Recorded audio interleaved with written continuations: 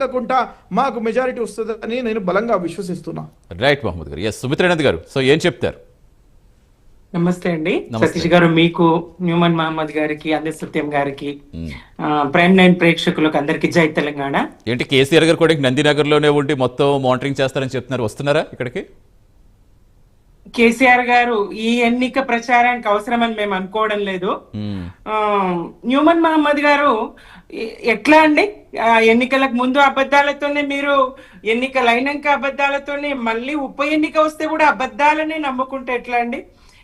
అబద్ధ ప్రచారము. ఇంకొకటి దారుణమైన విషయం, మరణించిన వ్యక్తి గురించి అబద్ధాలు మాట్లాడడం మీకు ఎట్లా ఒప్పుతుందండి? ఎంతవరకు న్యాయం, ఎంతవరకు సమంజసం?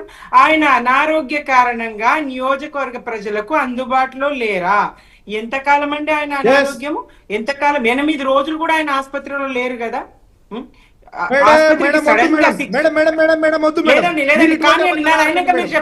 మొహమ్మద్ గారు మాట్లాడేవాడి మీరు మళ్ళీ ఆన్సర్ తిరిగాను. మొహమ్మద్ గారు ఇంటరాప్ట్ చేయలేదు, మీ మధ్యలోకి రాలేదు, మొత్తంగా మాట్లాడియండి.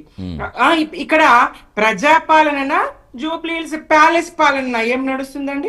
శాంతి భద్రతలు ఏమైనాయి? ఏదేమైంది? నియోజకవర్గ అభివృద్ధి జరగలేదా? ఎన్ని వందల కోట్ల అభివృద్ధి చేసినామో తెలుసా నియోజకవర్గానికి? చదవమంటారా?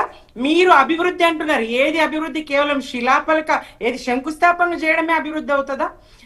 23 మాసాలు గడుస్తున్నది, ఆ నియోజకవర్గానికి మీరేం చేసిండ్రో చెప్పగలరా? కేవలం శంకుస్థాపన చేయడం తప్ప. ఈ వర్షానికి మేం వేసినటువంటి రోడ్లన్నీ గుంతలమయమైతే ఆ గుంతలు పూడ్చే, జూబ్లీహిల్స్ రోడ్లలో ఉన్నటువంటి గుంతలు పూడ్చేటువంటి శక్తి కూడా ఈ కాంగ్రెస్ ప్రభుత్వానికి లేదు కదా. అక్కడనే కాదు, రాష్ట్ర వ్యాప్తంగా ఎక్కడ కూడా రోడ్ల మీద చిన్న గుంత పూడ్చిన దాఖలా కూడా ఇంతవరకు లేదు. అక్కడ మేము ప్రభుత్వ పాఠశాలలకు, నూతన భవనాలకు, మరుగుదొడ్లకు, వాటర్ ప్లాంట్ల మరమ్మతులకు 50,94,00,000 రూపాయలు కేటాయించినామండి. అలాగే రహమత్ నగర్ డివిజన్ లో doctor BR Ambedkar study centre 30 కోట్లతో నిర్మాణం చేసినాం. ఎర్రగడ్డ డివిజన్ లో తెలంగాణ రాష్ట్ర ముఖ్యమంత్రి, నాటి ముఖ్యమంత్రి కేసీఆర్ గారు ఆయన చేతుల మీదుగా చెస్ట్ ఆసుపత్రిలో 1000 పడకల ఆసుపత్రి పనులు ప్రారంభించుకున్నాం. టీమ్డ్ ఆసుపత్రికి పనులు, ఇది 900 కోట్లతో ఈ పని చేసుకున్నాం. అంటే ఇక్కడ ఒకటి సుమిత్రానంద్ గారు, సరే అంటే అభివృద్ధి జరిగిందని గురించి చెప్తున్నారు. అంటే ఇక్కడ మనం మాట్లాడుకోవాల్సింది ఒకటి ఎలాగ ఎన్నిక వచ్చింది కాబట్టి ఎన్నికల్లో ఇంకా ఎవరో ఒకళ్ళే గెలుస్తారు. సరే, గెలుపోవటం ఎలా పక్కన పెడితే అభివృద్ధి విషయానికి వస్తే నిజంగా జూబ్లీహిల్స్ లో ఉన్నటువంటి ఒక స్టేటస్ సింబల్ గా భావిస్తారు. ఒక అత్యంత ధనవంతులు, మంత్రుల సముదాయాలు, సెలబ్రిటీలు, సినీ సెలబ్రిటీలు, వీళ్ళందరిది నాలుగు ఒకవైపు అయితే అంతకంటే ఎక్కువ స్థాయిలో ఈ బస్తీలు కూడా ఉంటాయి. ఇప్పుడు వర్షం వస్తే నగరం మునిగిపోవటం ఈ మధ్య కాలంలో ఎక్కువగా ఉంటున్నాం. కానీ గత కొన్ని ఏళ్లుగా, కొన్ని దశాబ్దాలుగా కృష్ణానగర్ ఇప్పుడు నదిని తలపిస్తూనే ఉంటుంది. ఎందుకు అవన్నీ కూడా అభివృద్ధి జరగలేదంటారు? ఇప్పుడు మాగంటి గోపీనాథ్ గారు అప్పుడు టీడీపీలో గెలిచారు, తర్వాత టీఆర్ఎస్లో గెలిచారు, మళ్ళీ బీఆర్ఎస్గా మారితే బీఆర్ఎస్లో గెలిచారు. ఇలా 3 సార్లు అభ్యర్థిని మాత్రం మార్చుకోలేకపోయింది. జూబ్లీహిల్స్లో ఖచ్చితంగా పార్టీలు ఏదైనప్పటికీ ఆయన గెలిపించుకున్నారు. బట్ అభివృద్ధి విషయంలో అప్పుడు జరగనిదేంటి, ఇంకా జరగాల్సిందేంటి? ఒక్కసారి కన్నా ఇంకోసారి కన్నా ఇంకోసారి, మూడోసారి మరింత ఎక్కువ మెజారిటీతోనే గోపీనాథ్ గారు గెలిచిండ్రు. ఆయన ప్రజలకు అందుబాటు. అదే అడుగుతుంది, నియోజకవర్గంలో ఇంకా సమస్యలు ఎందుకు అలాగే తాండవం చేస్తున్నాయి? మెయిన్ గా సమస్యలు అనేవి నిరంతరాయంగా ఉంటూనే ఉంటాయండి. అభివృద్ధి అనేది జరుగుతూనే ఉంటది, నిరంతర ప్రక్రియ. అది అవసరాలు ఏర్పడుతూనే ఉంటాయి.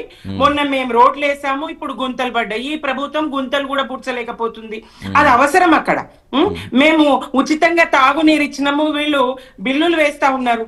మేము అక్కడ ఉన్నటువంటి బార్బార్ షాప్లకు అయితేనేది, అలాగే ఐరన్ ఇస్త్రీ చేసేటువంటి రజకుల వాటికైతేనేది మేము ఉచిత కరెంట్ ఇచ్చాము, వీళ్ళు ఇప్పుడు బిల్లులు వేస్తా ఉన్నారు. అభివృద్ధి గాని, సంక్షేమం గాని ఒక దశలో పూర్తవడం అనేది ఉండదండి, నిరంతరంగా జరుగుతూనే ఉంటది. బీఆర్ఎస్ హయాంలో, మా కేసీఆర్ గారి దశాబ్ద కాలపు పాలనలో అభివృద్ధి, సంక్షేమం 2 కన్నుల్లాగా అందిందండి. మేము ఇవ్వలేదా? 6.5 లక్షల రేషన్ కార్డులు ఇచ్చాము. ఎంత అబద్ధం అండి వీళ్ళు! ఒక్క రేషన్ కార్డు ఇవ్వలేదని మాట్లాడతారు.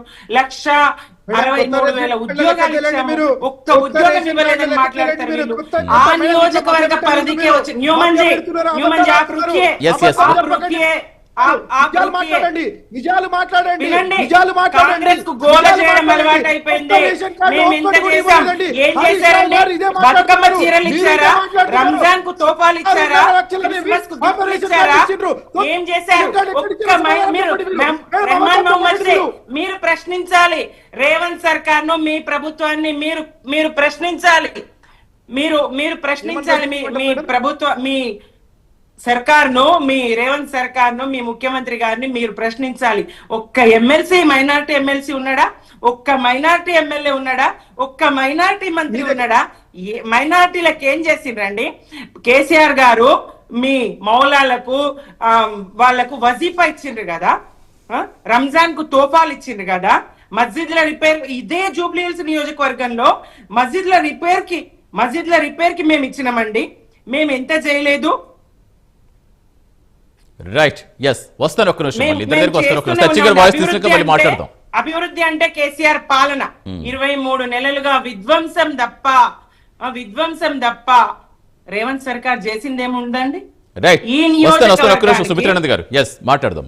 సచిన్ గారు వాయిస్ తీసుకున్నాక వస్తాను మీ దగ్గర. మొహమ్మద్ గారు, సచిన్ గారు